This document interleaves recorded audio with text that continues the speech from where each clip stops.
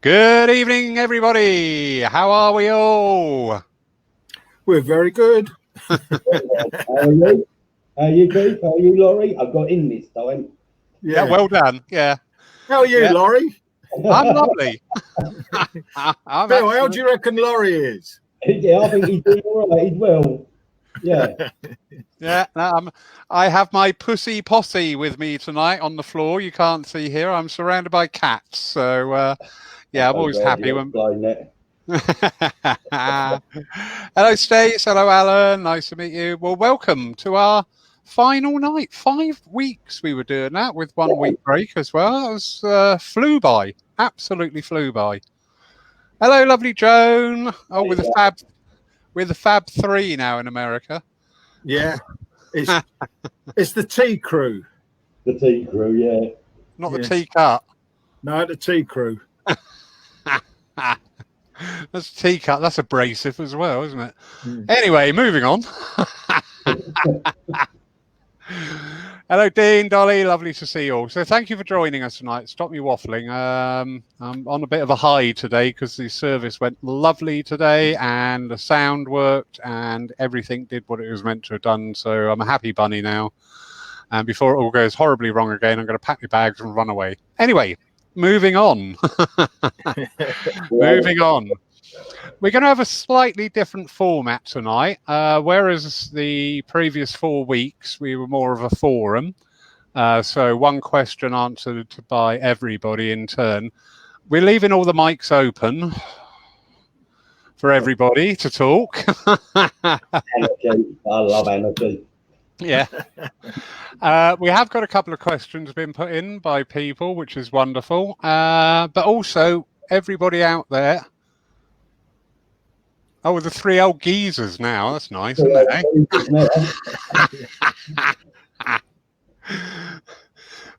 Yeah, so if you've got anything out there at all to do with spiritualism, please, and spirituality as well, also, fire away your questions, all right? We're here to help you. So we'll start off with a couple of questions that have been sent in. One of them was by the lovely Dr. Robert Berendt in Germany. He did give a couple of talks on the church page about healing and about physical mediumship. Really nice guy. You know, when you meet somebody, and although we've not met, you know them. And that's the sort of like link I've got with Dr. Bob. I'm sure sometime a long time ago upstairs, we were saying, oh, I tell you what, when you're down there, I'll come and meet you, all right, and I'll do this for you. And all right, okay, and I'll do that for you. So, yeah, lovely fella. But he was asking about your understandings and your thoughts about teaching of spiritualism and spirituality to encompass the wider whole in the in Europe, because I was quite amazed. I watched several forums, and all of them, they had guests from. There was Belgium, Holland, Germany, and Switzerland. And they all said the same thing about you British are so lucky because you've got all these facilities. We've got nothing. You know, we may meet up in a coffee shop every now and then and have a chat about it, but we've got really a very, very, very small infrastructure of places or sites to go and learn about spiritualism and spirituality. What's your thoughts, gents? Bill, do you want to go? Okay, I'll go first. I don't mind. Yeah. I suppose my first thing is that nobody does it better goes to mind about the British, because we've kind of started it. We've hijacked the foxes and we've started doing it. But being the British, and there's no disrespect to the others, but I'm just saying, we said, right, we're going to have dedicated places like churches, like centres, where we can go and do this. And I'm surprised that it doesn't go. I know they do in Denmark and Norway. They're trying to do it more. But I think something that I have a question is, why don't they have a hall or a room or whatever and start doing it for themselves? You know, that they ask for people to come from abroad, to go over, which they do. I know Billy does and Gordon Smith does. There's loads of mediums that do. And when we have Spirit Quest, I bring them back over here, and we have people from Norway and Germany and all over the place. So I'm just saying the only way we're going to do it is to do it for yourself. Start it off. We're quite happy, us Brits, to go over and work for you and to help you. But if you, like you, Lawrence, I'll throw it back to you as a church president and running your church. How did you start your church? It must have been by like-minded people getting together and say, hang on, we're gonna find somewhere that we can help other people. So that would be me throwing it back to them, not in a nasty way, but look, I know Jones asked the same in America. Where can we do it? How can we get on and do it? They do have some churches in Philadelphia and places. So there are around, but ladies and gents, please get up and let's do it together. Is it because they are largely Catholic countries? No. Interesting. Yeah. No, I don't think they are, because Joni, who I know is on there, she's Catholic.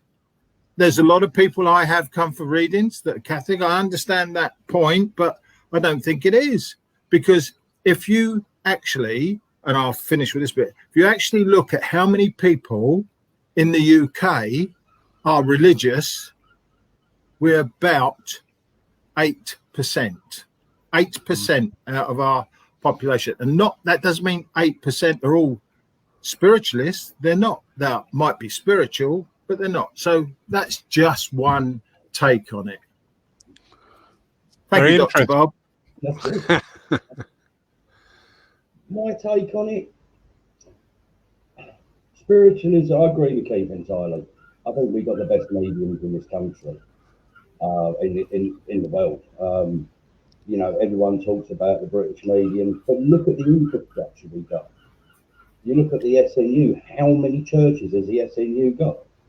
You look at the different organisations you got over the SAGB, ISM, SNU, you got everything. But it didn't happen overnight. It happened somewhere by someone saying, do you know what, I believe in this and I think it's good. Why don't we start and get our own little hall? If it's hired, right? You might get 5 people coming. And if they're interested, that will grow to 10 and etc. It's start. The old saying, isn't it? Little acorns, mighty oaks. You've got to take the initiative and you've got to start building it from the very beginning. The young now is where I think the future is. I seriously believe that. A lot of the youngsters now are so spiritually aware, they're looking for somewhere, as well as the older generation, to develop their spirituality, their gifts and etc. And I think, like Keith said again, I'm going to agree with this. There are mediums that will come to the countries, they will teach. I will. If someone said to me, would you come to Germany and everything, I would do it because I enjoy the teaching. But sooner or later, you've got to have the places to build that foundation from. You look at the British system and how many churches and centres and halls we've got, we're spoiled for it. We really are. But it didn't get given to us in one go. Take the initiative, find one place, start it off, encourage it. People will come over and teach and demonstrate, but you've got to take the initiative. That's really is the case of that. And that's not just handing it off, that's being brutally honest with it. Yeah, no, I agree. What we call modern spiritualism nowadays, after America and the Fox sisters and the growth there, it then emigrated across to the UK and it found a very, very firm fitting within the UK. And I think, you know, that was our starting point where spiritualism suddenly became the in thing for all classes of people at the time. But it was very much a UK and Scotland. Yeah, Scotland had many psychic and physical research centres, but all around the same turn of the century. So it just seemed that energy was concentrated on the UK for that time. But yeah, we had down here in Poole probably about 40 years ago, I think we had in the region of 8 little spiritualist churches in the Poole and Parkstone area.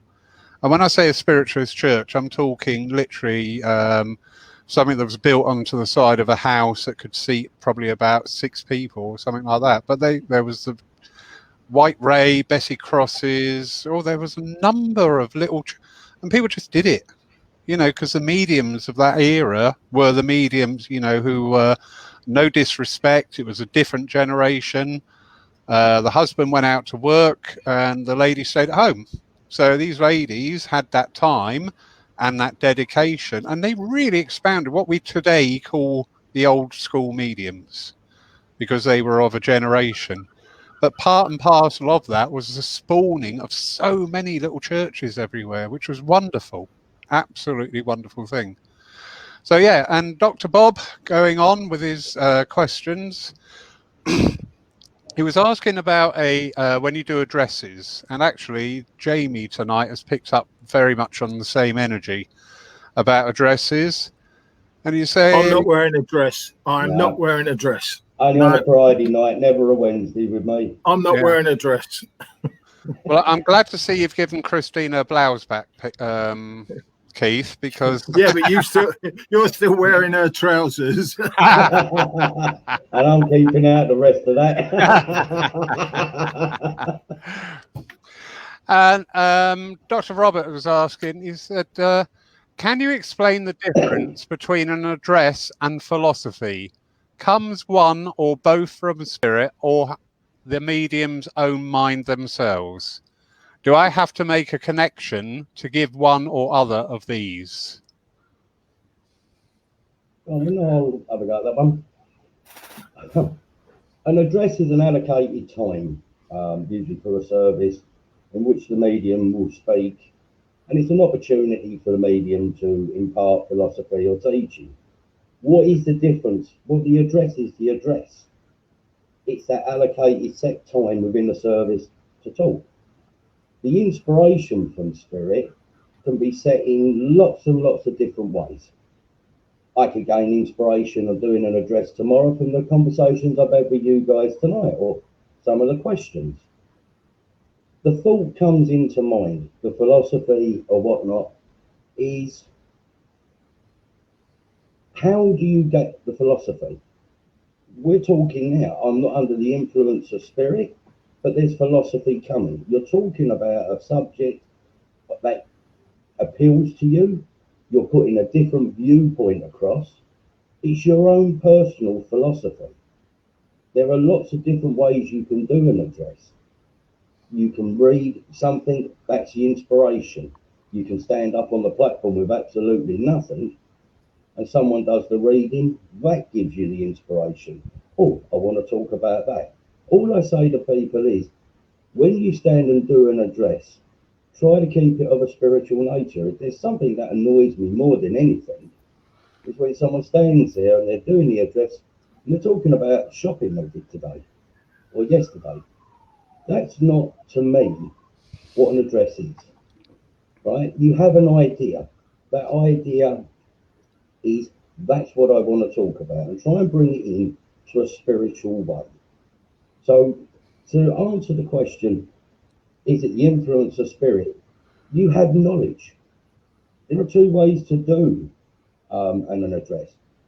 Keith, with all your experience, years of working, yeah? Laurie, with your experience of running the church, my experience of working with spirit, we can stand there and talk about our experiences because it will contain a philosophy and an understanding. The second way you can do it is you might be in bed like last night. You'll have a dream. Spirit may be saying to you, talk about this. You might have something, a feeling in your mind, and know that that spirit inspiring you to talk about something.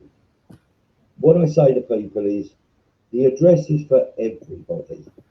The clairvoyance is for those that are most in need, right? Go with the flow with an address, right? Don't try and pre-plan an address. Let spirit do it. You'll find a way to do it.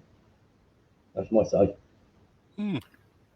Interesting. Yeah, no, it's good. Any thoughts, Keith? 2 really. One, I believe that if you are into a church and you normally old days, but you normally used to have a reading directed. Yeah. I don't mean directed as in you got to do this, you got to do that, but generally directed as to how the evening's going to go. So you would have the chairperson who say, I've got a reading, did you bring one with you? And if I'm giving an address, I try to have it link in with whatever it might be with the reading. So it might be just say a reading, let's say, I'll just pick a subject, cruelty. And that reading might be about cruelty. And I would try and give my philosophy and my address blending together to do with cruelty. However, having said that, you know better than me, Lawrence, how many people now say, I don't do addresses. Yeah. I don't do readings. I just do an hour's clairvoyance. And I say, I am so sad for you, because it shows me a lack or lacking in depth of knowledge. Because if I'm going for a reading or I'm going to get a message, I would like to have confidence in my mediumship that if somebody asks me a question, like I just said, cruelty, that I can give a reasonable, balanced argument or discussion about what we're doing. If you've never done a reading, if you've never done a platform, if you've never given a demonstration, and I come into your church and you go, oh, Keith, you've got a 20-minute reading to do made up of A, B, C. And I go, can't do that. How do you feel as the president of a church if your medium said that to you? Yeah, you got to have it on two levels. Today, for example, the medium today, we have been working together pre this time, but she said, well, I'll do the reading if you'll do the address. And I thought, that's fine, because I know your stage. I know where you're at. I was actually quite surprised because she's grown over this time since I last saw her, very much so. So she will definitely be able to do addresses and philosophical addresses going forward. And I told her that.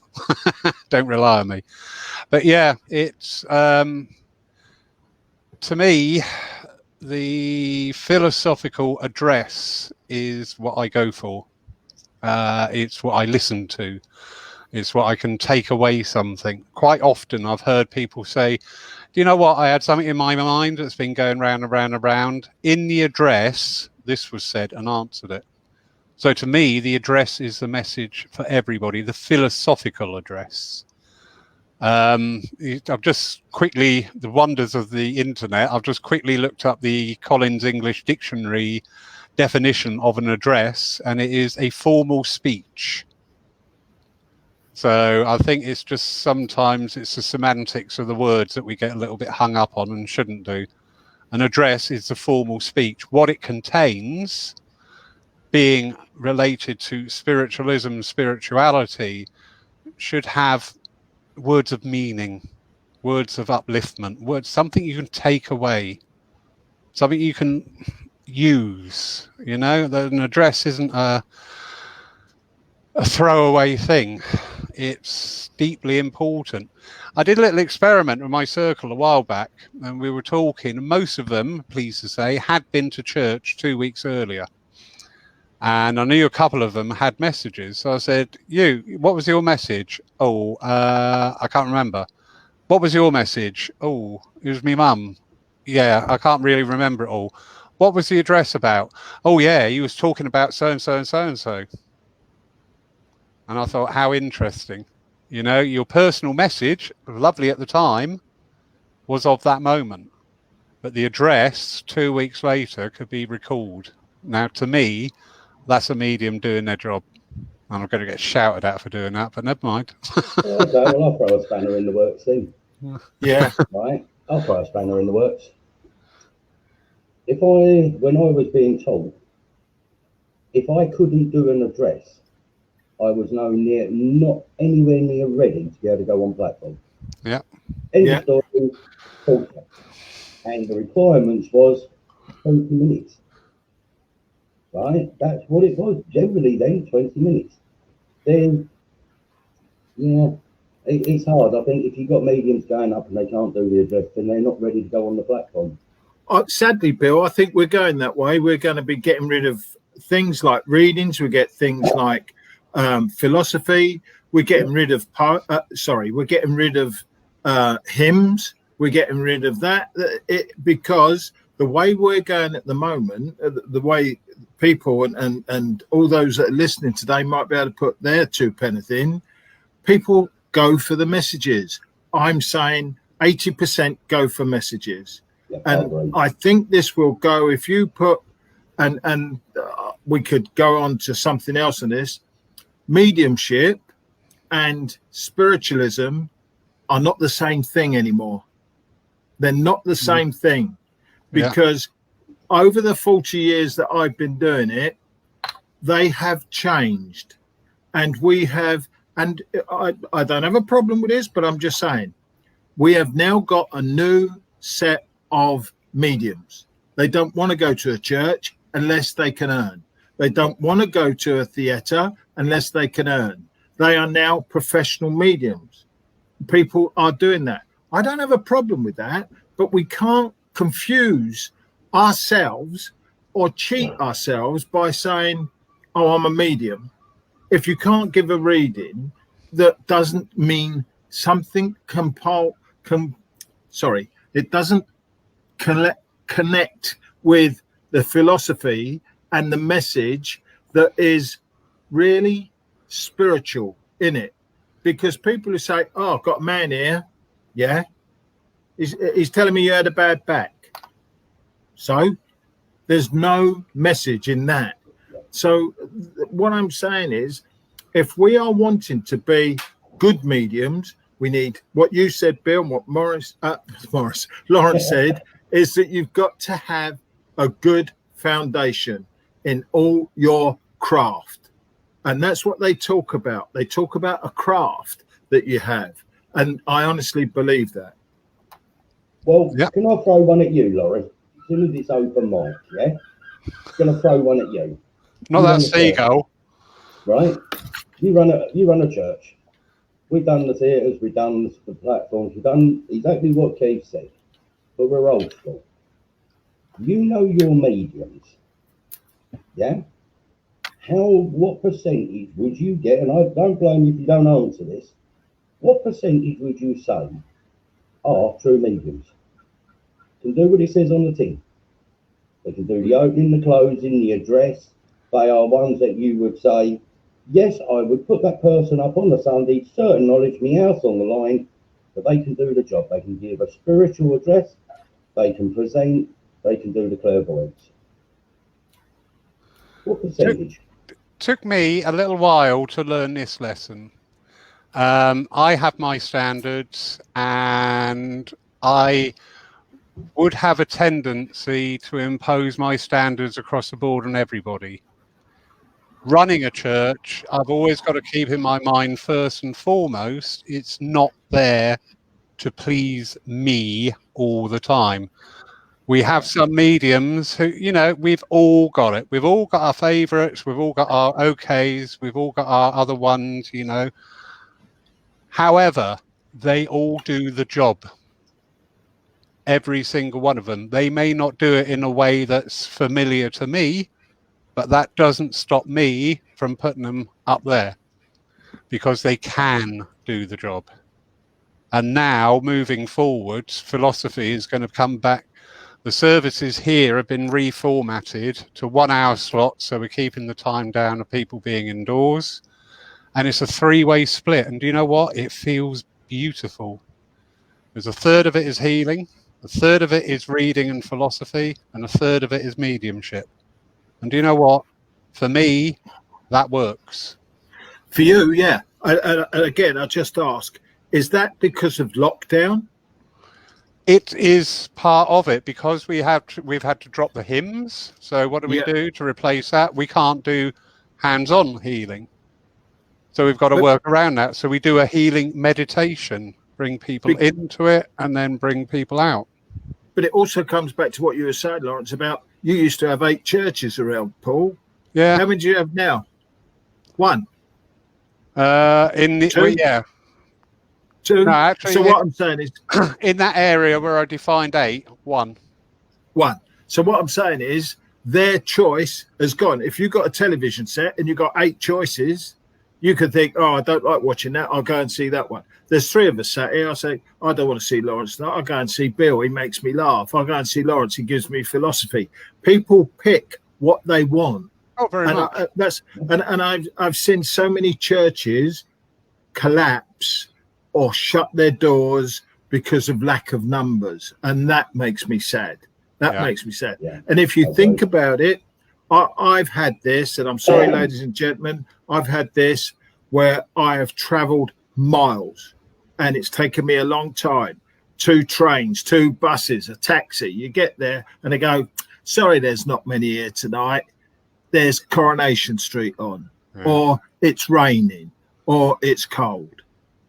I don't have a problem whether I've got 6 or 600, because I believe, and I was taught this by my wife, they're the people that want to be there.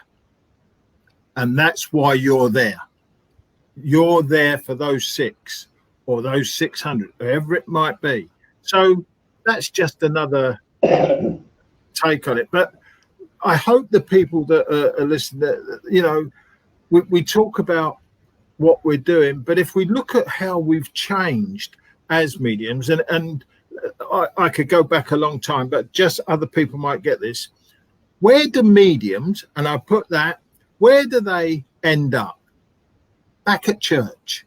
Because if you look over the years, you can take any mediums that you like, that you say have their 5 minutes of fame on television, whatever they do, when the television is finished, when the church, the theatres start shrinking, which they do, and then where do people end up? They end up going to the church and say, "Oh, do you want Bill Rich there? Oh, the bloke was on telly. Yeah, we'll have him there. He was getting 1,000 up there. Oh, we get 80 in it. That'll do." Because within you there is a little bit of ego. Whoever you are, there is a bit of ego, and I'll put my hands up and say, "Yeah, I have ego." Yeah. But don't try and con people by saying, "I'm doing you a favor by coming to your church," because where did you start, Keith? Where did you start, Bill? Where did you start? I love what I do, and I do what I love. And if the people that are listening to this don't like me for saying how I feel things and what is the truth to me, if you haven't got that passion, don't go and stand on any platform, whether it's in a school hut, whether it's on a theatre, because you will get found out, ladies and gents. You will. Totally Sorry. agree. No, I totally agree with that, mate. The philosophy has actually kicked up quite a very good debate in the column there, the chat column there. Some lovely comments coming in, and it's nice to see that passion. I always admire passion. You know, when I see passion in somebody, doesn't matter what they're doing, you know, if you've got that passion there, I just think, oh, that's beautiful to watch. Absolutely beautiful. So we do have another question, although we're not going formal questions tonight. I'm just bringing in all these formal questions. Oh, well. Yeah. What is the difference between soul and spirit, if any? This is a good one. This is weird, isn't it? I had this with John Edgar at my event, doing exactly the same thing. And personally, I don't know about you, Bill, or you, Lawrence, I believe the soul's the same thing. The soul and spirit are exactly the same thing. That's what I believe. And the reason I believe that is, what is the difference between your soul, what you have, that you go to the next world, heaven, please God, you know, you go to the next world, you take all those previous experiences with you. And when people have done past life regression, they talk about what happened before that was in their life. That's if you go along with past life regression. Some people do, some people don't. Personally, my simple answer is the soul. You could call it the spirit. I call it the soul. Other people will have a different opinion, but that's good, because that's where I learn. But to me, I love the word, the soul and the spirit. And let me throw that to back as well, because you're experienced gentlemen and all the rest of it. What is it when people say spirit told me? What does that mean? Yeah. To me, it's a poppycock. Because if you are telling me, oh, spirit told me, that is an excuse. Not tell me who told you. I've always been one in my life looking at evidence, always. And that's how I treat spiritualism the same way. You know, look, don't say, oh, yeah, spirit tell me. Because if spirit tell you, surely it's the same spirit as me if you are just generalizing about spirit. You know, if let's say God is spirit, just for argument's sake, we use that as a name. But spirit could be the spirit of your dad, the spirit of your dog, the spirit of whatever. So don't just say spirit, identify it. That's what I want, because people can, it's like hiding behind it, isn't it? It's like, Lawrence, if you don't know, you might say, well, that's what we do in our church. Well, what are the rules there? Well, that's what the church do. If you're running the church with the greatest respect, you should know what you're doing. Do you get my point there? Yeah, very much so. Yeah. I'm going to answer Stacey's question. No, Stacey, I haven't been to Newton Abbot. I've never been there. Give us a bell. I'd love to come down. It's a lovely place. Lovely place. I'd love to come down. I love going to different places. You know that. So there you go, Stace. When I hear the word soul, it conjures up years and years of listening to people preaching to me from the Bible, from the church. The soul this, your soul in damnation, your soul this, if you don't behave, your soul's going to go there. And I hear all of that. And I think to myself, you've asked the question, what is it? I don't think there is a difference. I communicate with spirit, but you won't hear me stand there and say, I've got the soul of your father. I've got that person there as spirit. They are the spirit being. But I'm going to answer something here, and hopefully I can get this across, because I'm not sure if I've got the right words to do it. I believe in the universal energy, the universal force, right, of creativity. And I believe that in each person, right, inside is that essence of that energy. And upon death, the body dies, that energy is released. What do we become? We become spirit. We become spirit beings. And what we communicate with and work with are spirit people. So to me, I hear this, I think it's a play on words. I think the Greeks tried to work out at one time that they believed the soul was between the heart and the lungs and pineal gland and etc.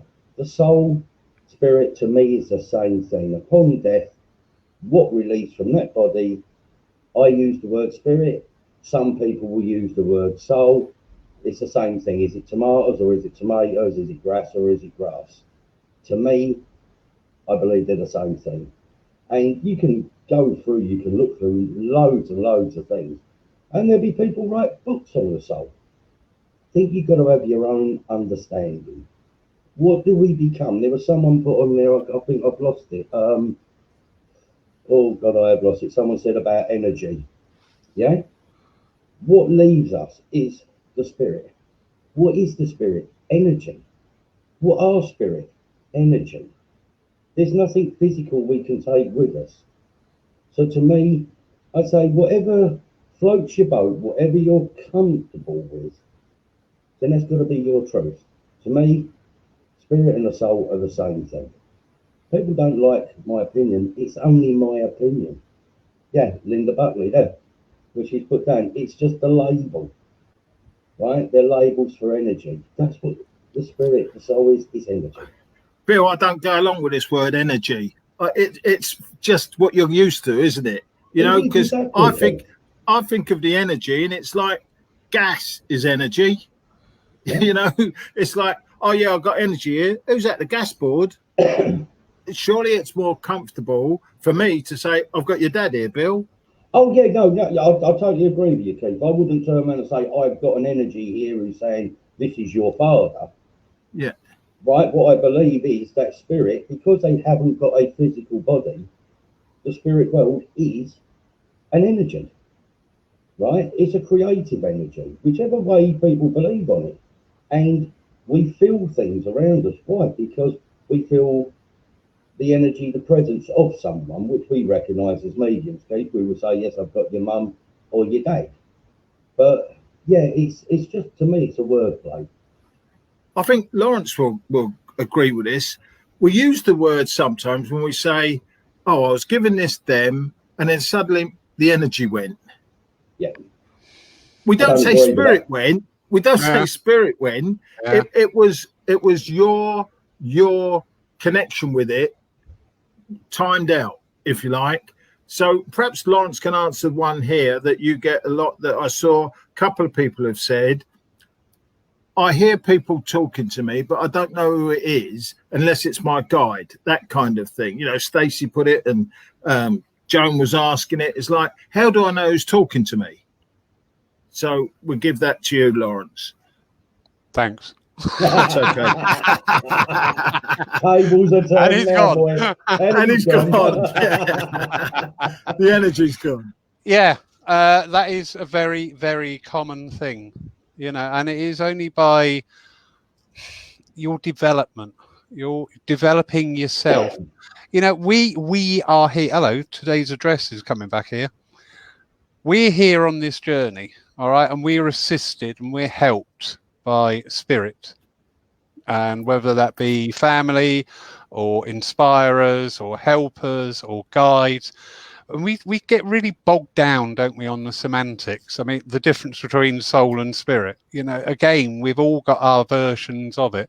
You said something good there, Bill. I like that, because just the one thing, Bill. Just the one thing, mate. All night long after 5 weeks. Yeah. Go on, tell him, Lawrence. Anyway, moving on. I don't like this open mic. You're in trouble now, son. Yeah. But no, about the orthodoxy of religion, because it was always your eternal soul, but God was the eternal spirit. So it brought in that secularism, not everything being the one. You know, humans, we can only have a soul, but there is the divine spirit. So yeah, that was an interesting point. I like that a lot. Anyway, getting back to what you say, how do we know who it is? Well, firstly, how do you know you're not hearing your own spirit? Now, there is a depth to that.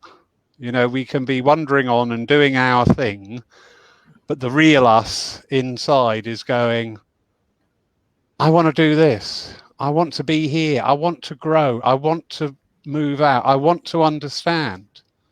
So that could be one area to look at. Is it an external spirit, or is it your own spirit, your own resonance? We can then go off into the psychic side of things. And are you just picking up, not just, are you picking up other people's thoughts and interpreting that as voices from spirit, because you're not aware that your psychic faculties are quite open, and you'll just pick up others' thoughts that come in, and you can tell the difference, can't you? You know your thinking to another's impression of thinking upon you. So it's a really I can see that look in your face. I'm not telepathic, you know. You know, I find it hard. I would contest that when the restrictions first started, the whole world was telepathic. And I would swear and I would do anything to prove that, because we saw and heard so many of the same things being said, independent of communications with people. Our psychic network opened up. And we've had examples through history of the psychic network. Gargoyles. You know the visualization of a gargoyle? That's in every culture across the world, spanning time. So how did somebody on an island in Indonesia carve a gargoyle that's on Salisbury Cathedral? The same. They might have seen it on a ship going by. Really? Really? Look at Vikings. Vikings allegedly went all over to America. It's what you believe. I understand. You know, it's what you go. And I just feel that if you are going to go forward, like, because people say it's just my guide, I want to know who your guide is. What evidence have you got of your guide? Don't just tell me his name's Chan or Will or Dirt or whatever name you want to call it. Where did he come from? What did he do? When did it? I spoke to a very well-known medium one time in trance, and they told me their name, and I said, okay, fine. I said, when did you die? And they said, I can't remember. Where did you die? I've forgotten.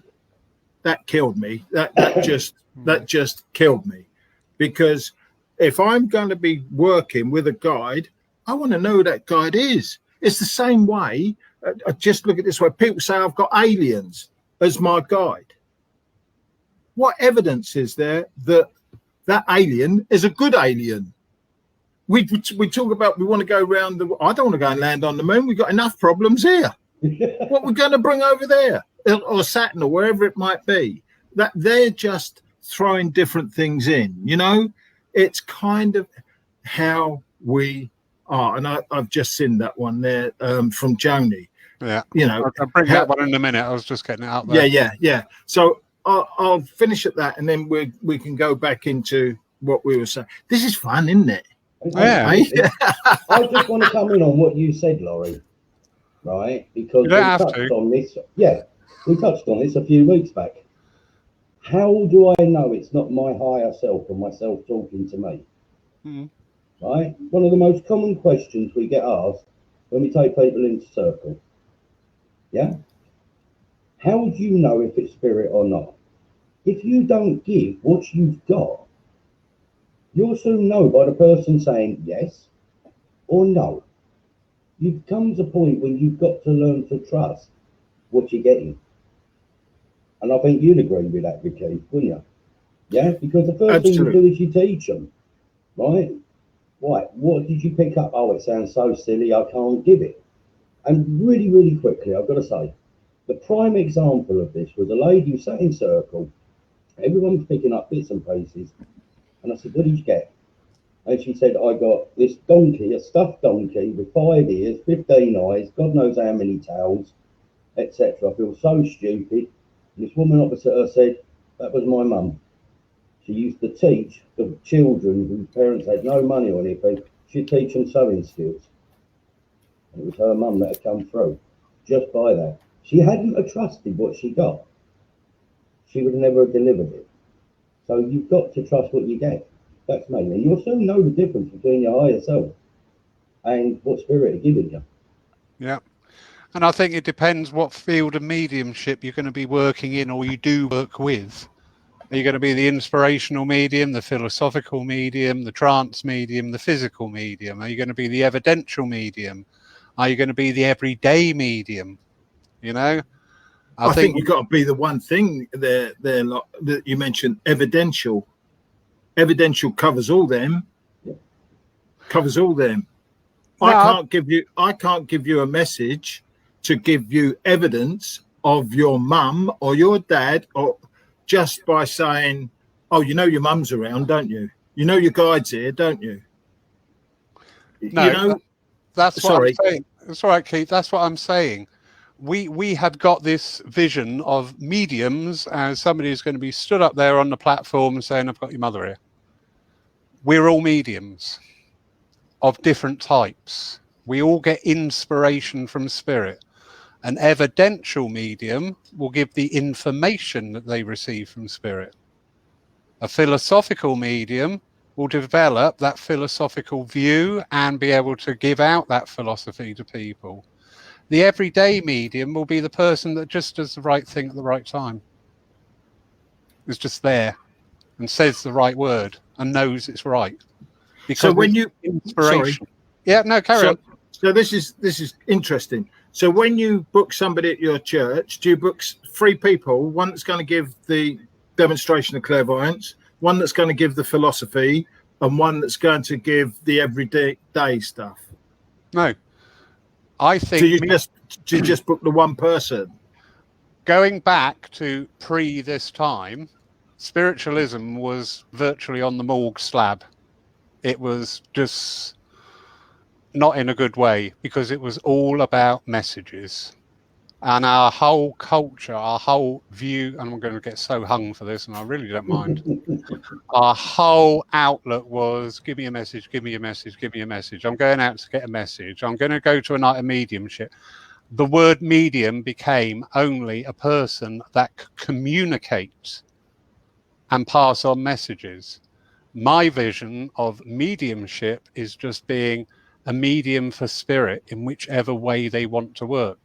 A healer is a medium. They're not whispering in your ear, oh, by the way, your mum's here.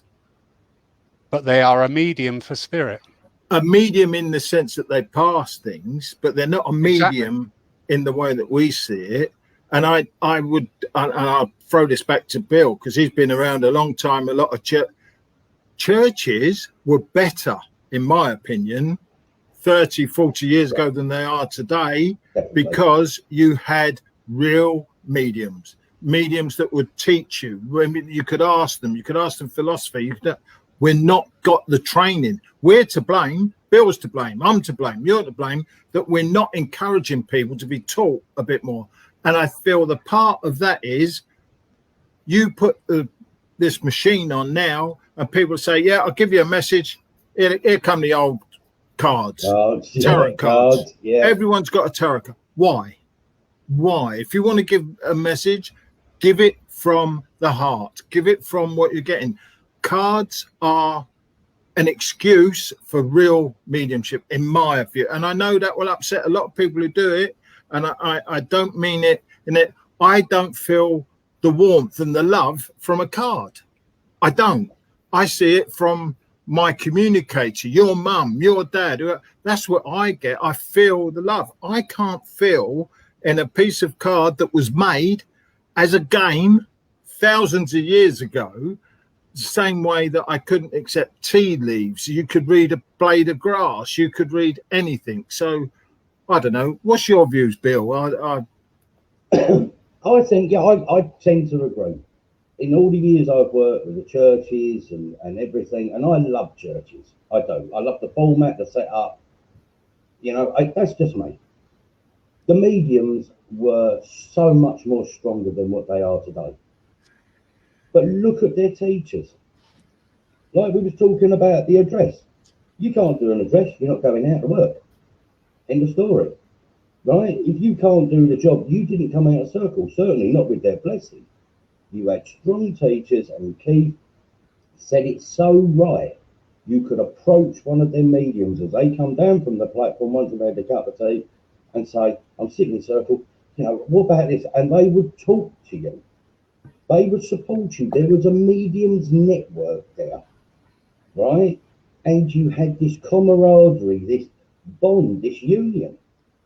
You don't get that now. People have got egos the size of a bus. They want to be on the stage. They want to earn shed full of money. They want to travel the world, and they want the bragging rights. And I say, yeah, fine. When this lockdown's finished, however long it takes, when platforms might not be there, you've got to come and tread the boards now, right? You've got to come back to where it started, yeah? Keith is right. When our generation goes, who's going to teach? Does that make sense? And simple thing, I mean, I'm going to say this, and I don't think I'm running. Lovely Jones put on, how do we ask our spirit their name? Well, when you're in circle and you've got the old school teachers, that wasn't the criteria, right, of knowing their name or where they lived or what their shoe size was, right? The criteria was recognizing that the guides are there, right? Recognizing that they're there to work, differentiating between different guides. Keith's right in front of me, so are you, Laurie. If I was spirit, Keith, yeah, and I was like, say I was Keith's main guide, And I come in and he feels me on the right hand side because he feels my hand here, right, and recognises me as a main guide. The philosophy guide might come in and do it on the left side. It was more on recognition. And to answer Joan's question, how do we ask our spirit name? Talk to them. Because if I say this is going to upset a lot of people, and I'm not going to retract it, and if people don't like it, tough. I'm going to put it like that. I don't mean that facetiously, it's factual. They're so interested in, my guide's got to be bigger than your guide. Right? My guide's got to be this. My guide's got a headdress that needs 3 other tribes to carry it around. I had my proof from spirit. I was told the guide's name. He gave me 1879 when he passed. I checked it out from the Kira tribe, and it was true. I never doubted after that. Do you know what I'm saying, Keith? That was my proof. Joan, a lot of mediums, this is where I say you're going to upset a few people. I know some of the brilliant mediums who could not tell you the name of their guide or what they look like because they didn't have a clairaudient link with them. They didn't see them.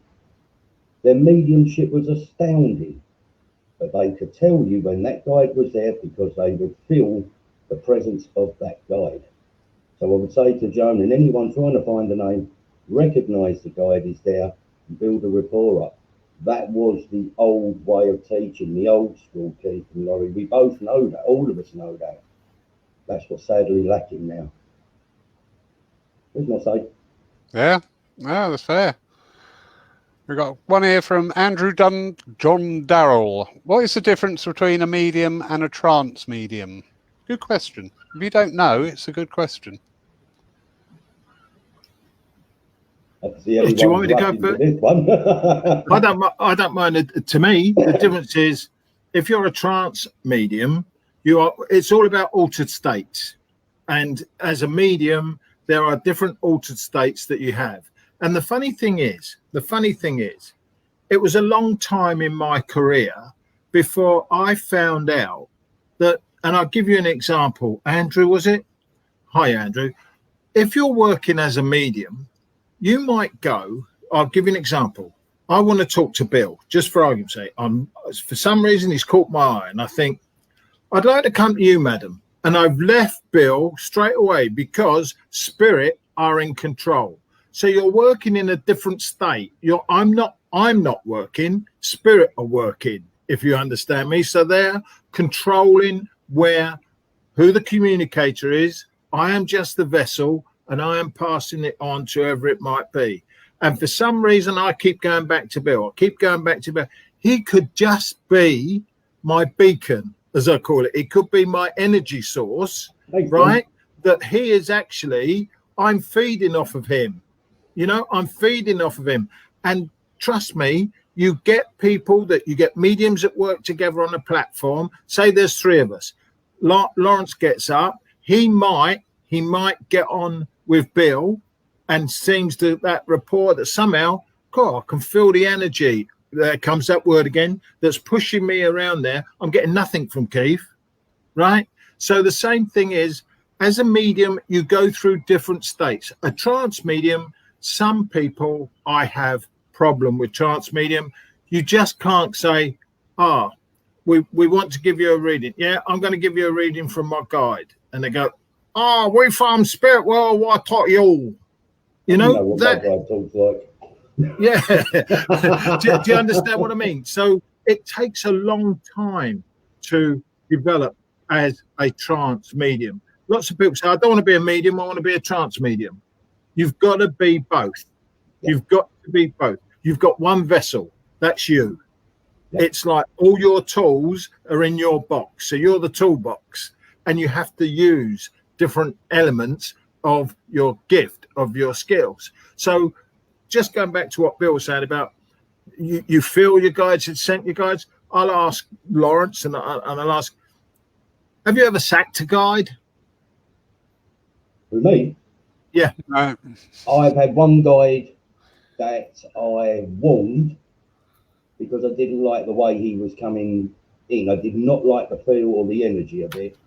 and said, no, if you carry on working like this, it's a very spiritual term. It begins with F and it finishes with two of them. When I Because first was adamant. started, Yeah. exactly, Bill. When I first started, I had a young child that was killed. I won't go into it, but anyway, he was working with me, and he was like a mischievous kid all the time. And in the end, I just had to say, look, I love you, but I can't use you because you're taking all my focus is all on you. It's got to be what I'm doing, you know, and that's why I say sacked in that word. So yeah, no, I understand that entirely. No. What about you, Lawrence? Have you got guides that you've not been comfortable with, or that you didn't meet as what you wanted? I don't want to get hung up in semantics and the word guides, but I've certainly had encounters and gone, no, this is not working. You know, Yeah. I'm not going to say they presented as a guide. They just presented as spirit to work, and it's not worked. Very interesting, and I'm not bigging myself up or anything. I had a spirit working with me to learn from me who had recently passed over. And I found that fascinating that I was a guide for a spirit at that time in a small way, in a small fashion. But I just found that ultimately fascinating. I thought, you know, we always think, oh, guides come to us to give us help. Well, actually, we could be guides for spirit because spirit is intelligent, you know, and we keep sort of like either ignoring, dismissing, or being blindsided about this statement that spirit is intelligence. And when you hear some people saying, oh, spirit tell me to do this, spirit tell me to do that. Well, number one, what spirit? Who is telling you to do that?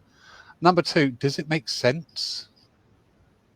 You know, is it what you're hearing sensible or not? Because if it is not sensible, you really need to either review if it is a spirit link, look at that link, or if it's not a spirit link, look at other factors that may induce that feeling in you. I think it's quite common what you said, Lawrence, that quite often when we are first developing, maybe our guide, our helper, we can confuse the two, guide and helper, might be a loved one that we're familiar with. So it might be your mum, your dad, your granddad, your uncle, your nephew. It might be, but they helped you in this world. They will come in that world. So please don't ask my, let's say, uncle, who just, I'm making this up and it's not an uncle like this, who was a drunk, who never had 2 pennies to rub with, to go and buy a house now to sort out mortgages and banking, because they suddenly don't become, get the wrong word, bankers. Do you understand what I mean? So we have to be a little bit choosy, but be aware that they can help you for different reasons. Yeah. And that's what I believe. I just want to touch something. I want So please don't. Yeah. It's a family show. Yeah.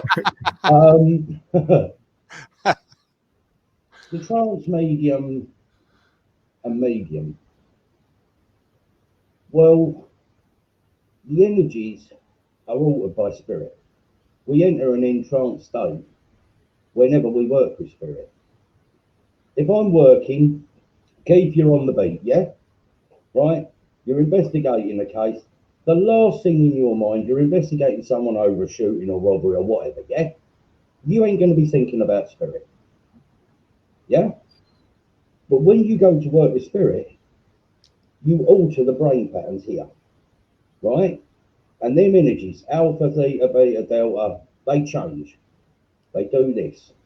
The difference between the two is the altered state that we go in, it takes what we do. For our mediumship, we alter our state to here. The trance mediumship, we take longer and go deeper into an entranced state. You know, yeah, but That's a good point. Lawrence, we've been doing this for an hour now. How much time did you spend thinking about a garden centre while we were doing this? exactly. How much did you think about bait? How much did I think about police work? Nothing. because Yeah. we are focused on what we're doing. We're No, focused on what we're doing. Well, we should be. Go with spirit, you're with energy start, right? But seeing as Laurie got away with a question, which me and you, Keith, didn't, yeah?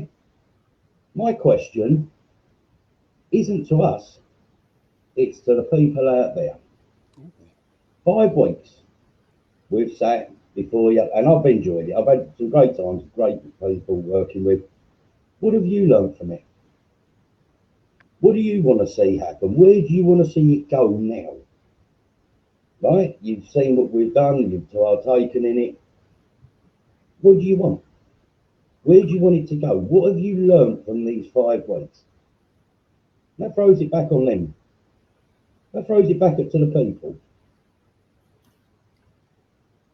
I would like, personally, I would like, and I've got I feel sad for spiritualism, because where we are at the moment, I will continue, and this has made me, give me a spur to try and help the people that are really interested, because now the psychic world has become a multi-million industry. You've got therapies, you've got tarot cards. No, I'm not having a pop at anybody with tarot cards. I'm just giving you an example. Oracle cards, you know, you name it, they've got cards, angel cards, whatever it might be. And now something we didn't have 30 years ago. We didn't have that. So where has that spurned from? Where has it come from? Has it come from the interest that people have about the unknown? They want to know what's happening tomorrow. People have always wanted to do that. That's been about years. But we've got something that is called a spiritualist church. We have got something where we can go and learn, and we can go and be taught. And for a couple of bob, not for a fortune, for a couple of bob, I am going to leave you with this on this money. If you want something, ladies and gentlemen, you pay for it. That's what you want. If you want something, you pay for it. If you want to go and have pie and chips, it'll cost you a tenner. If you want to go and have a 3-course meal, you pay 100 quid. It's up to you. Now, spiritualism, when I was doing churches, we would have a special, which was a special. You might have 3 a year, and that would cost you a tenner. And that was back 30 years ago. Now, you can't get a fiver, if you like, for a special, because the special isn't special anymore. It's just a different name. We want to make every medium special. Where are the mediums that are coming through? We try and encourage them at Spirit Quest. We give them a platform for them to work on. We're not doing it enough. And I really would love to carry on encouraging young people. And there's no such thing as a stupid question. There's no such thing. So if you want to learn, ladies and gentlemen, you keep asking. If it doesn't feel right, don't do it. If it doesn't feel right in your heart, don't do it. Don't do it for money. Please don't do this for money. Don't think you're going to be rich and famous. Those days have gone. They will go round and they will come round. But by the time you do it, how many mediums go on television? Just say there's 10 in the world that go on television. 10. How many people are mediums? Millions. Millions. So your chances of being rich and famous are close to zero. It's like winning the lottery. So do it from the heart. Do it because you love it, and do it to help people, whether it be through a message, whether it be kindness, whether it be love. That's how this world should work. And that's what I'd like to see in spiritualism.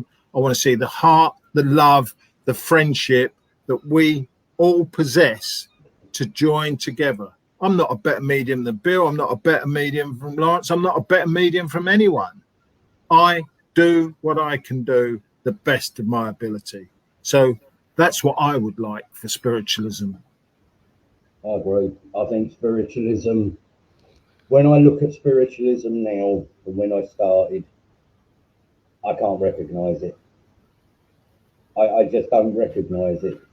The people have changed. I think the parameters in how we work in the churches have changed. At one time, the churches used to vet their medium. They don't now. Churches used to run circles, give opportunities for people to come in, to learn. And I think spiritualism, through these lockdowns, is showing a side of it that we don't recognise now. And none of us know what this picture is going to look like when this lockdown and the pandemic is all over. But let's just take a history lesson. First World War, countless lives lost, people torn apart in fields, battlefields, people never knowing where mum and where dad was, or brother or uncle or son or whoever.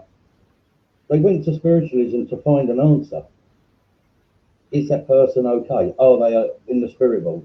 You see what I'm saying? There was a reason. People now look to spiritualism not for proof. They look for it to be told how to live their life. Right? Shall I buy the blue car? Shall I buy the red car? It's your car, your money. Buy what you want. Now, I think what I would like to see, I would love to see the teachings come back, because we've all got health issues. One day we're not going to be around. And I think sometimes, and I think Keith and Louis, you might agree with this, someone's got to teach the teachers. Does that make sense? We've got to teach. Totally. Because if you don't teach them what we know, what we understand, no one's going to go out there and lead. You're not going to get people in Germany that are going to have that seed and open up a centre and let it build. You're not going to have strong mediums, evidential mediums, philosophy come through. And it saddens me. It really, really saddens me. I don't think that we are training up mediums. There are, as Keith said, thousands of mediums. But there's only a handful of teachers. That's what we've got to train. We've got to train the teachers. And I would love to see, and hopefully, if I learn through this, that maybe that's what the path I do next year, maybe I will open up and want to open up more to teach people. But I'm looking at teaching the teachers. Does that make sense, guys? Because I'd like to be able to say, when I kick the bucket and I go to Spirit, apart from wanting to know what time the pub's open and where the golf course is, I would like to be able to look back and think to myself, at least I left a legacy of, I might not have done it right all the time, but I gave what spiritualism was. I gave it my best shot. I've done it truthfully, and I trained people on to take it further to the next stage. Because if we don't train them teachers, spiritualism will die. It'll be run by psychic and psychic only, and all the teachings and all the foundations to building the flats. That's my say. Yeah. I'm going to put my 2 pence in. It's not going to be popular. One of the things that I would dearly love to see is this cult of almost worshipping mediums, and we see it in different levels to different degrees. We see people will go to, they'll look at their local church and think, oh, I don't like that medium, I'm not going today. They'll see that their favourite medium's doing a night of mediumship, so they'll all follow over there and go, oh, wasn't that lovely? And it's like becoming a celebrity status. It's two-way thing. Everything's always got a balance to it. The mediums who are setting themselves out there to become the cult celebrities are in error. The people that feed that energy are also in error. You should be coming to spiritualism because you want to learn, because you want to grow. You should be supporting the churches. You should be supporting the centres. Not going down the pub on a Friday night and having a few pints, getting a couple of messages and then going home. You should find out what it's about, because once a medium has done their job, to anybody out there listening, once a medium has given you sufficient evidence that somebody you know who is now no longer here in the physical, but are still able to communicate, what does that mean to you? because that is not a thing that that person alone is going through. It's something that you will go through. And that's what should be used. We should be an all-round, it's got to be an all-encompassing, a holistic approach to it. Yeah, stop from the medium side, 2 minutes of sitting in circle, and I'm a medium, I'm going out there, and I'm going to use the Fey generational stuff or the psychobabble. I've heard that so many times, and it's just nonsense, or NLP.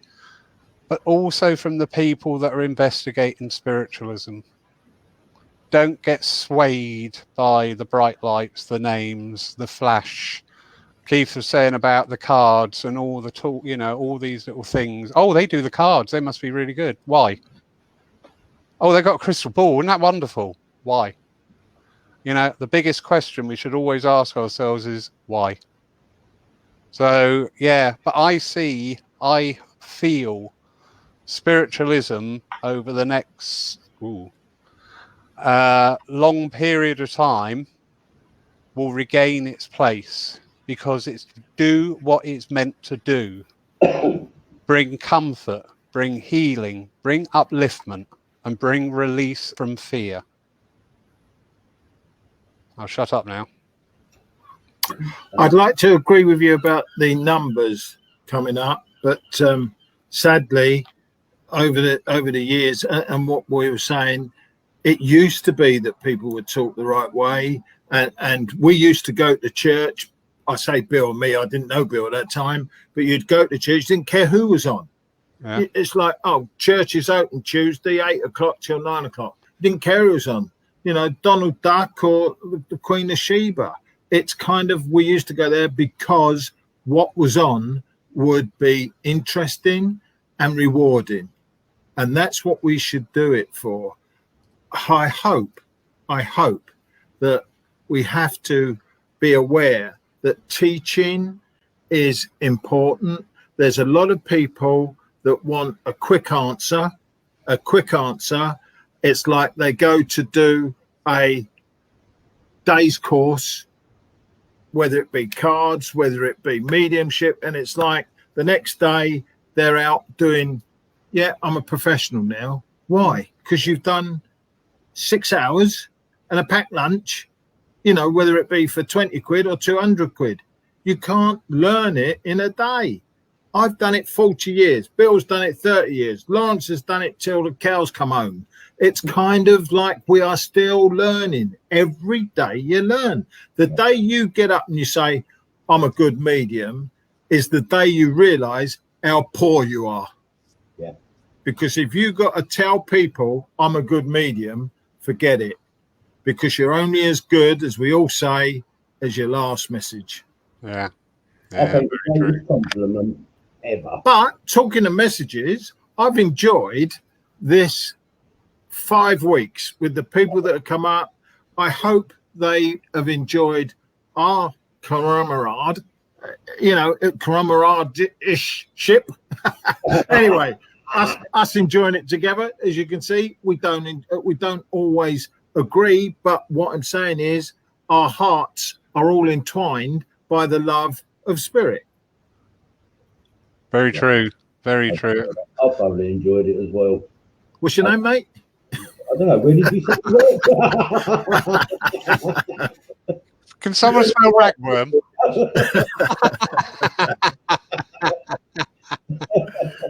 Oh dear. Now. No, it's been an absolute pleasure. Every night, the wonderful comments coming in. Oh, hello, Eddie. I'm going to put this up. Good old Eddie. I think spiritualism should be a way to live life. Well, to some people, it is. Yeah. It's a faith, it's a belief, it's a way of life. I can go along with that. Yeah. I can go along with that. And I personally, I think, if you have one thing in life and it means everything to you, and you can live it and breathe it and taste it, and it's pure, that is the best thing. You've got something. I think that I would not be here if it wasn't for the experience of the ups and downs of spiritualism. That when I love my family, when I've lost my family, spiritualism has been there to help me, whether it be through good or bad. They've been there to help me. When we want a shoulder to cry on, when we want an arm to put around it, it's that big thing that we use that's invisible called spirit. And who do we rail with? Who do we shout at? Who do we argue with? Spirit. Yeah. And when you peel it back and you go, do you know what? I've got a family up there. I'm not talking about my family. I've got a spiritual family that they know that I can F and blind. They know what I'm like. They know if you're having a crafty fag, Bill. They know if you're having a crafty drink, Lawrence. Whatever it might be, they know. But they don't tell you off. They just say, should you be doing that? But we'll help you, whatever it might be. Do you understand me? And ladies and gentlemen, there is a place called Paul Spiritualist Church that is represented throughout this country and many others where you can go. I sound like I'm on a soapbox because I am, because if it wasn't for people like Lawrence, there'd be no mediums, there would be no teaching, there would be no healing that is above board. If you get that you can actually go. So for Lawrence, I would just like to say to you, thank you very much for giving us this platform today, and to hopefully channeling people into your church to learn things the right way. If they come here, wonderful. I do have a strong sense going forward. We did touch on this very briefly before we went live on air about the value of spiritualism. The value of spiritualism will grow exponentially, but I do feel that over the next 18 months to 2 years, say if there were 500 churches and centres at the moment in the UK, we'll be lucky if we see 80 surviving. So it sounds really harsh, but it's the fact of the matter. Well, So many.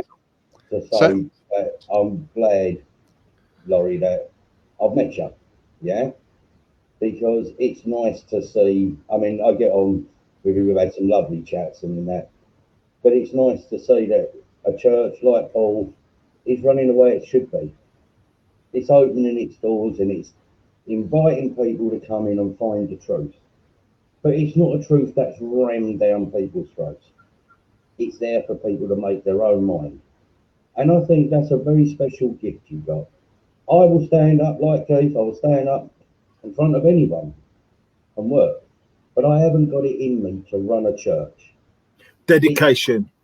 It's a dedication, right? And not only that, mental condition, quite frankly. It's dedication, it's time, it's everything. Everything. You're on there putting services on, not just for people to walk in, but right across the net. That, mate, is a special thing, and I'm glad that the teachings of spirit are being done by you the right way. And I agree with you, Keith. Without spiritualism, I'd have been a ship lost in the storm a long time. Well, I'll tell you what, Bill. I'll tell you something. And Mr. Saville sat there. God willing, when spirits say the gates are open, everybody can come back in, we will come down and we will, perhaps, Lawrence, perhaps we can teach and we condemn down at your church, because it would be lovely to have them there. It'd be lovely to come there. Bill, you're going to have to drive, mate, because I can't drive. That's all right. That's Andy. Yeah. What have I done? Yeah. Anarchy and chaos. I'm anarchy, chaos. Well, the beauty is now here as well is the, I'm not blowing any trumpets, because I firmly believe going forward that churches will become. It's my cat. Yeah, I can see that. Yeah. Thank goodness for that. I thought it was your guide. When was he called? I know what it's called, yeah. I firmly believe that the churches remaining will all have a sincere duty to do. they will all have their own speciality field. I really do feel very strongly that that is going to come about. We're no longer going to be in the, it used to drive me mad down here. You put a special on so somebody else will do it on the same night. You're like, why are you competing? Why are we trying to compete? We're not trying to. We should never be competing. We should just be open, And that's brilliant. You say that because you just said that. It's like, look, when it comes to mediums, they have this thing. The three of us now, we'll give you an example. The three of us now are going on a platform, right? And they say, who's going first? No, I'll go, Bill, do you want to go first? No, not really. Oh, I'll go first then. That's okay. What about you, Lawrence? I don't care. Not. Do you know who I am? I've got to go first. I've got to go last. I've got to. Let's get rid of it. Get rid of it. We are working for spirit. If you're saying, I've got to go first, I've got to go last, it might be that I say, Bill, don't mind if I go first here. I've got a train to catch. Yeah, that's all right, mate. It's not a problem. We're working for spirit. And ladies and gentlemen, for all you beginners, and I don't mean that in a disparaging way, all you beginners, when you stand on a platform, you own that platform for the time that you're allocated.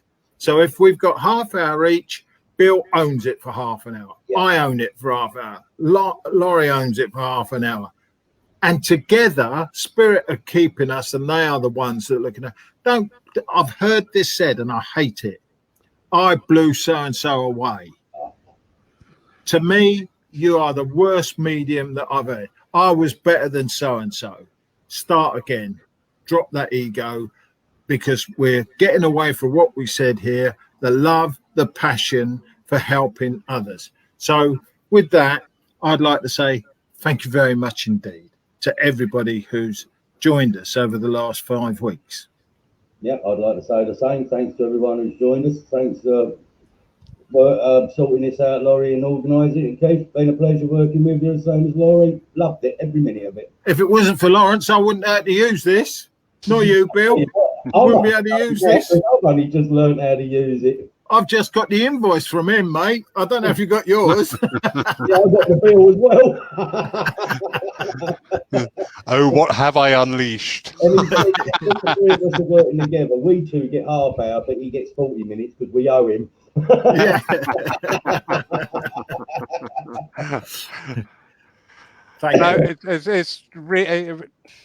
It's been wonderful.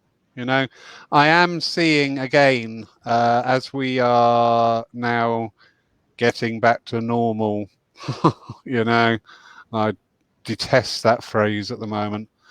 The actual numbers of people watching everything across the board are falling again. My own thoughts are we will rise up once more.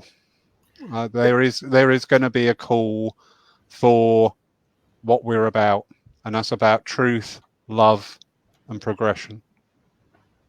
I think the numbers falling with people that are watching these. Yeah, people are dropping what I do. They're dropping what everybody does, because the whole world and their mother is live. Yeah, the whole world, and they go, I'm sorry if this is just me. You go, hello, what do you want to talk about? I don't know, really. I was looking at the sun today. It was really nice.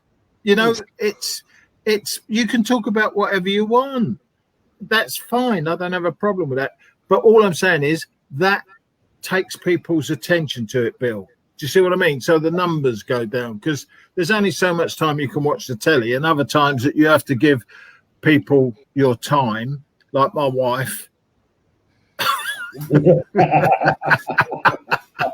Here's the thing. I look on my Facebook on my phone. This one's live, that one's live, this one's live, that one's live. And I look at it and think, well, what content are you putting on? The way to get the people back is put the right content on. Right. So, little question, just for you two. Laurie, Keith, what do you think you would like to do online with the teaching? Can't talk about that, Bill. Yeah, go on. Can't talk about that. Right. No, it's a bit, bit facetious. Right, no, Right. No, I'll take the answer, Keith. I would like to do the teaching. I would like to do teaching in a very baby steps, you know, giving little exercises and things like that. But I'll leave you with one thing, ladies and gentlemen. I was the other day, I was given a reading, and I just couldn't go wrong. This is just one of these things. I knew the gentleman, what his name was. I know what he did for a living. I know where he lived. I knew his mum's address. I knew his dad. I knew his daughter's birthday. And my wife turned around and said, Keith, will you shut up and let your brother eat his dinner? The reason I laugh, Keith, yeah, because if you'd have said, well, actually, Bill, I want to do this and do that, and started laying out the format, as sure as eggs are eggs, within the next few days, someone would be on there, on the net, doing it. Yeah. Right? Yeah. And if you ever started, I said, Keith, stop there, because someone's going to nick your idea. Right? Because people are running out of ideas. There's only so much you can do. I look at a lot of the stuff, I look at it and I go, that's as far as it's going. Look, turn off, go and do something else. The only thing is, Bill, and you call this ego, I don't, I use it confidence. It says, yeah, but I do it better. That's what you've got to have. Whether you do or you don't, it doesn't matter. But you've got to have that confidence to say, okay, I'll do it better then. I'll do it to the best that I can do. You know, that is not better than you. It's not better. I'll do it the best I can do to make it. And if people will be their own judge. People might not like you because you've got glasses. They don't like you because you're white. They don't like you because you're a fisherman. There's a million excuses why they don't like you. But you give them a good thing, i.e. a good message or good evidence or something that makes them feel good. God, you're the best fisherman I've ever met. You're the whitest man I've ever seen. Your hair's lovely. You know, it's like, so that's it. And I'm sure Lawrence gets it all the time at his church. You know, if they want something, they will be your best friend. If they don't want anything, they'll be your best enemy. We've learned that. It's quite interesting, isn't it? Because we know ourselves, but everybody out there has got a version of us in their mind. So there's hundreds of us existing. Yeah, I know where my version of one of you is, Bill. Yeah. Anyway, moving on.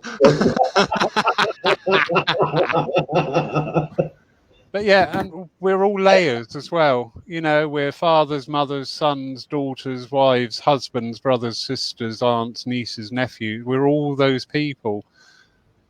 And we all those, oh, there's the other cat. All those levels need nourishment. You know, we need to express our motherhood. We need to express our fatherhood. We need to express our relationship side.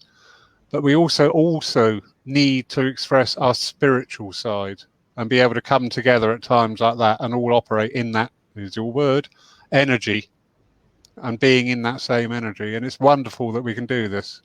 Yeah, I totally agree.